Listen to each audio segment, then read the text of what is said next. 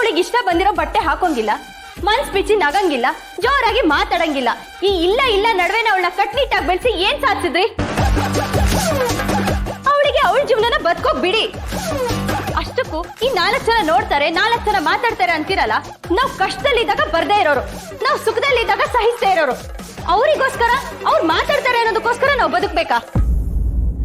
ನೀನ್ ನಮ್ಮನ್ನ ಬೆಳೆಸಿದೀಯ ಅಮ್ಮ, ನೀನ್ ತಲೆ ತಗ್ಸೋಂತ ಕೆಲ್ಸ ನಾವ್ ಯಾವತ್ತೂ ಮಾಡೋದು ಇಲ್ಲ. ಪಾಪ ಅವಳು ಬಾಯಿ ಇದ್ರು ಅದು ನಾದಸ್ವರ ನುಡ್ಸೋಕ್ ಮಾತ್ರ, ಮಾತಾಡೋದು ಇಲ್ಲ. ಹೋಗಿ ಹೋಗಿ ನೀನ್ ಅವಳಿಗೆ ಬೈತಿದ್ಯಲ್ಲಮ್ಮ.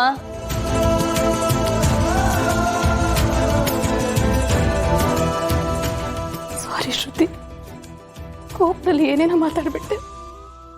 ಒಬ್ಬ ತಾಯಿಯಾಗಿ ಮಾತಾಡ್ದೆ, ಹೆಣ್ಣಾಗಿ ಮಾತಾಡ್ಲಿಲ್ಲ.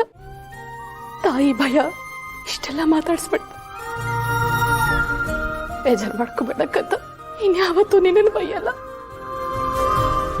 ಯಾವತ್ತೂ ಬೈಯಲ್ಲ.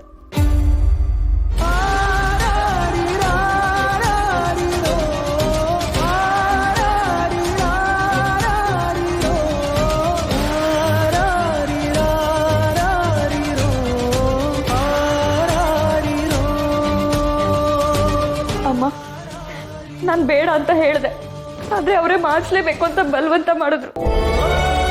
ಸರಿ ಸರಿ ಬಾಪದು, ನನಗ್ ತುಂಬಾ ಹೊಟ್ಟೆ ಹಸಿತಿದೆ, ಊಟ ಮಾಡೋಣ. ಅಮ್ಮ, ನಾನು ಫೋಟೋ ಶೂಟ್ ಯಾವ ತರ ಮಾಡಿಸ್ಲಿ? ಬೀಚಲ್ಲಿ ಮಾಡಿಸ್ಲಾ? ಅಮ್ಮಂಗ್ ನಾನು ತೋರಿಸ್ತೀನಿ ತಡಿ. ಅಮ್ಮ ತಾಯಿ ಸುಮ್ನಿರು. ನೀನೇನಾದ್ರೂ ಬೀಚ್ ಫೋಟೋ ಪದ್ದಕ್ ತೋರ್ಸಿದ್ರೆ ಅನ್ನ ನೀರು ಹಾಕ್ತಾನೆ ಮನೆಯಿಂದ ಓಡಿಸ್ಬಿಡ್ತಾಳೆ ಅಷ್ಟೇ.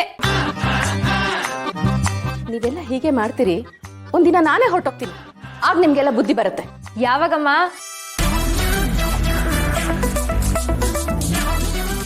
ಕಾಯ್ತಿದ್ದೀರಲ್ಲ ಇವಳು ಕಾಟದಿಂದ ಹೇಗೆ ತಪ್ಪಿಸ್ಕೋಬಹುದು ಅಂತ. ಅಷ್ಟು ಸುಲಭ ಅಲ್ಲ ಈ ಪದ್ದು ಕೈಯಿಂದ ತಪ್ಪಿಸ್ಕೊಳ್ಳೋದು.